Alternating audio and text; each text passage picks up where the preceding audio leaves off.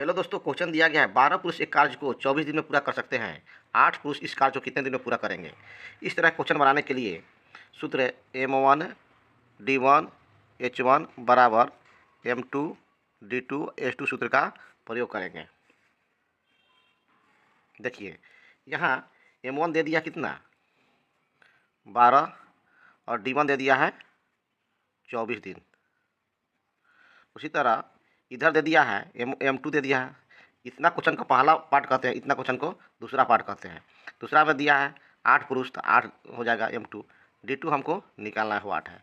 M1 D1 H1 का पूरा details यहाँ दे दिया गया, जहाँ जैसे M1 बराबर पहला पुरुष, D1 बराबर पहला दिन, H1 बराबर पहला घंटा। उसी तरह M2 D2 का है। अब सूत्र का अप्लाई करेंगे। यहाँ M1 D1 दिया है, तो M1 कितना 12 गुना D1 कितना हो जाएगा 24 बराबर M2 हमारा 8 दिया है, D2 को D2 में रहने देते हैं। कटाएंगे 8 से, 8 तिरका 24, 12 तिहाई 36, यानी D2 बराबर 36 दिन आपका आंसर हो गया, जो आपके ऑप्शन नंबर बी में दिया गया। उसी तरह यहाँ भी क्वेश्चन दिया गया है 120 मजदूर किसी कार्य को 15 दिन में समाप्त कर सकते हैं। इसी कार्य को 10 दिन में समाप्त करने हेतु कितने मजदूर लगेंगे? तो देखिए यहाँ मजदूर है, तो यहाँ M1 देखिए, M1 कितना दिया है 120 और D1 कितना दिया है 15 दिन दिया है, 15 डेज हो गया।